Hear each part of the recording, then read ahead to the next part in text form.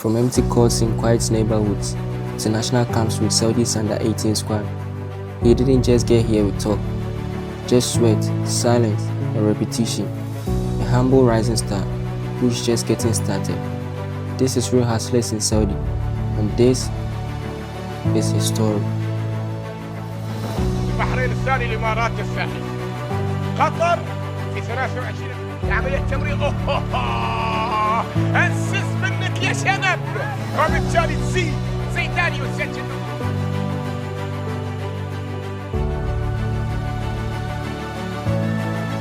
What's up? So can you tell us your name? My name is Zidan from Saudi Arabia and Morocco. When did you start playing basketball? 3 years ago. What, Not that long ago. what was it like back then? The sport wasn't really popular. I mean, the only people playing were the Filipinos. But I made it through, I stuck with it. It was good. Community wasn't that big though. But it's way bigger now and it's much better. Did you have a favorite place or people to play with? Yeah, definitely this place right here, Arroba. Was there a moment you realized this could happen, like basketball could really change your life or something? Yeah, for sure. Back then I was only playing for fun. I used to play in academies and basically just for fun, Some opportunities came. I went with Al-Ittihad, Al-Ahli.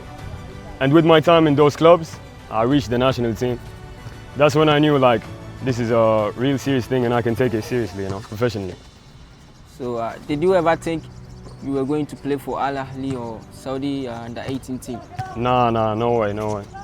I thought it was just gonna be for fun, something to use my time on, especially when I had free time. I never expected it to go this far. What was the experience like playing for the national team and Al-Ahli club? It's like eye-opening, it's mind-blowing.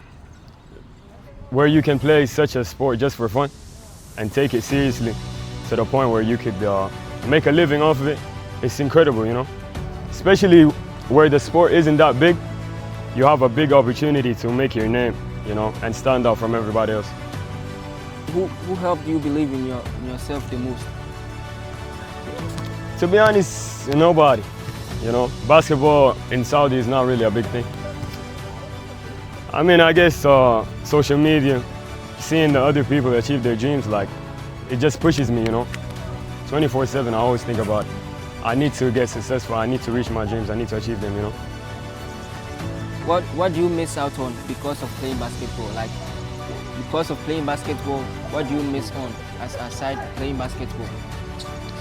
I miss out normally on school. I always miss out on school. I miss out on family vacations. I miss out on celebrations like Eid, Ramadan. I miss out on a lot of things just because of the sacrifices I need to make, going forward. And if I really want to make it big, I need to stick through and keep pushing, This year, I had maybe 6 camps, In the middle of Ramadan, I left. I didn't spend Eid with my family, Not even my birthday. I didn't celebrate my birthday, my brother's birthday. As well as my parents, they couldn't celebrate with me, but it's fine, There's the sacrifices you need to make. Does it get hard balancing everything? In the beginning, yeah, it was hard because I really wanted to stand out from everybody else, And it's not that easy. You're gonna be average if you try to make it 50-50. But once I got that push and I got that lead, it's becoming like a balance, You can really balance it out if you know how. But if you want to stand out, no way. You gotta prioritize something. Have you ever wanted to stop playing basketball? What kept you going? I always thought about that, especially from my mother's side. She's telling me you need to focus on school. And this basketball stuff isn't gonna work out in the future. God forbid you get injured. God forbid something happens to you in the future. This isn't gonna work out. But to be honest, when I'm at my lowest points in life, there's only one thing I could go to, and it's the basketball. You bounce it bounces back. It doesn't talk. It's just real, That's why I can't stop.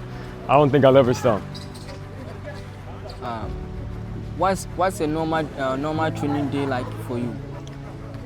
Wake up in the morning at 8 a.m., eat breakfast, go down, hit a morning training for about 2 hours, mostly skills, conditioning, strengthening. Come back, rest, eat lunch, maybe get a nap, and then on with the second training, where I try my best to play some 5-on-5, 4v4, play against other competition, you know, that's the one that's really gonna push you. And then back, rinse and repeat, same thing every day. Okay. What's the hardest part of training for you? What's the hardest part? In training? Yeah. Hardest part in training is, you know, not being able to perform how you want to perform. You know, there's always gonna be times where you feel like you're not the best on the court, or you feel like you're not doing good enough, or you're just, you know, on a slump. But I think that's the good part in it, you know, because one day you're playing really bad, and one day you're playing really, really good, you know. I think that's the hardest part for me, is some days I feel very inconsistent, you know, but some days I pop off. But it's okay, we can keep it pushing, you know, always look to the best. How do you stay motivated when you are training alone? When I'm training alone? Yeah. I feel like training alone is the best part, you know. It's just you, your feelings, and the sport. Even if you mess up, nobody's there to judge you, nobody's there to cloud your mind. You know, you can really focus. And when you train good alone, you definitely train good with other people, you know, especially in front of the coaches and all of that. I love training alone. Do you think about your goals or someone who inspires you? Someone who inspires me? Yeah. Ashur, Abdul Malik Ashur. That's my boy right there. Shout out to him. When he sees this video, he'll be proud. Is there one thing you do that helps you get better? One thing that I do that helps me get better? Yeah. 5-on-5. Playing against people who are better than you, competition. This is the one that's really gonna push you. If you get scared because they're better than you, you're not gonna be able to get better at such a fast rate, you know? Take on the challenge, get hurt, get beat down, lose by 20, lose by 50, it's fun. It's gonna make you better, you're gonna come back stronger. Okay, how did you develop that habit? To be honest, it all started as street ball. You know, you come in, you don't know how to play. It's adults out here and old heads, to be honest. They dedicate their life to the sport. And they really give it to you, you know. It's no sugarcoating, they won't take it easy on you because you're small or you don't know how to play or you're a child. They give it to you hard. And that's how I treat my teammates nowadays. Like, I tell them, if you back down from the challenge, you're never gonna be able to overcome it, you know? Might as well get over it in training, when you're alone. Go to the park, go to a public court, play against some competition. Okay. You're gonna develop that habit of, this team is stronger than me. Even if I lose or win, I'm gonna benefit from it, you know? Okay. That's how I got my habit. What's your biggest dream in basketball right now? Biggest dream in basketball? I don't really think about the future that much, but I would say definitely reaching the first team, playing professionally, you know, making a living off of this, continuing with my dreams, not letting up my studies. I think that's my dream. How do you plan to reach it?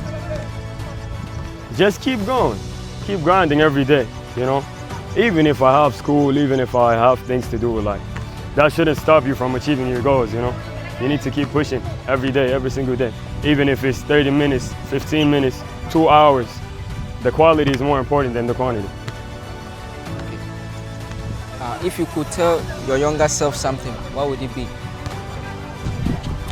Anything is possible, you know. You could flip it as well. Nothing is impossible.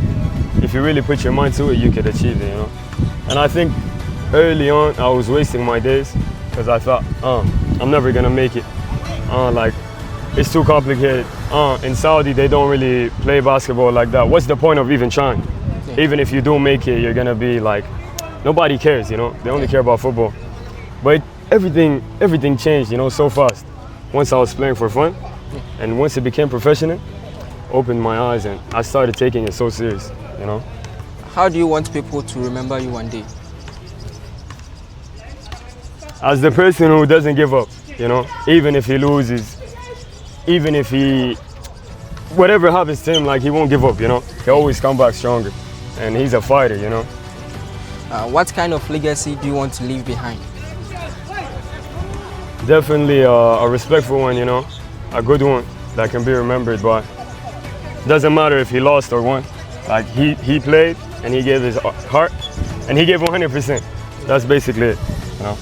So if there's a younger person watching you right now, what's the one advice you're going to give him or her who wants to pursue basketball? Look, basketball is about the mindset. It's 90% mindset, you know. 10% is okay, but the majority is your mindset. If your mindset is in the right place, nothing is gonna be able to break you down. Start the training. Go to the first training, go to the second one, keep going. Even if you don't know how to play, even if you're not that good, with the time you're gonna get much better. You're gonna see improvement, you know. Who knows, maybe you can make it professional as well. Tell me about your favorite moment on the court. Favorite moment on the court? Yeah. On the court, it's definitely two. The start of the game, it feels like there's butterflies, you know, you get the butterflies in the stomach. But once the game starts, it all goes away. And you're locked in, you're focused. Doesn't matter, I'm gonna win. I'm gonna lose, I'm gonna give 100%. That's all that matters. Okay. The second one is about the sport specifically. When we're playing defense and we get a stop, like we stop the other team, it's just a feeling, you know. Such a good feeling. Not only do you get hyped, your teammates get hyped, the court gets hyped, everybody's hyped. Let's say you block somebody on the board, or you stole the ball, you went and dunked it, you know. That type of feeling. What does it mean for you playing for the Saudi under-18 team? You know, it's pretty hard. It's pretty hard. It wasn't that easy. Like, I had to go to so many camps. I had to leave my family behind so many times. And not only me, my teammates as well, you know. But there's a lot of pressure. You know, they bring out maybe 30 players and then they're only gonna take 12. You have to show every day, every day. You can't come one day good, one day you're tired, you don't wanna play. Every day you need to be consistent. It's a good feeling that I made it, you know. It's relaxing, but it doesn't mean I stop. You need to keep going, always. So how did the Saudi national under-18 team found you? From Al Ahly. Al Ahly. Yeah. Basically, if you play in a club, the scouts are watching, everybody's watching. You know, especially if you perform good in the club. That's how I started. I started off playing for fun here in Al Rawda. I played with Al Ahly. I popped off in the season. So right when the season ended, they got us all into a camp, like a big camp, maybe 30 players. And then they chose 16, and then 14, and then the final 12. How was the feeling like the day or the moment you find out you have been picked by the Saudi national and under-18 team? It was good, but I knew I need to keep going, you know, especially during the first camp where it wasn't guaranteed. Everybody's welcome, but who's gonna stay? Who's gonna put in the work to stay? So once I got into the second camp, I said, okay, I really have a chance. And I won't let anybody take my spot. You know, this is mine. What advice would you give to kids who want to follow your lead? Keep going and don't give up. Allah. That's the only, doesn't matter which sport, basketball, tennis, football, badminton, any sport in the world. You know, it doesn't even need to be a sport. Maybe something you love. But just keep going, even if you see no progress. Who knows, maybe one day your life might change in just 1 second.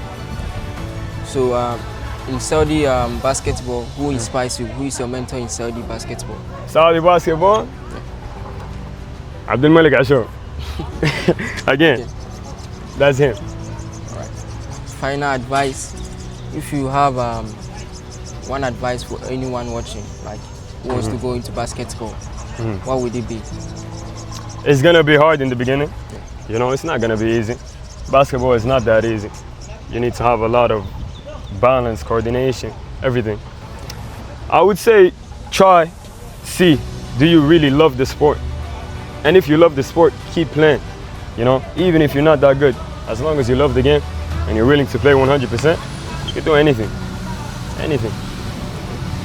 So your final words for the people watching. Keep fighting. Thank you for having me, bro. Of course, It was thank nice to you. meet you. Thank you.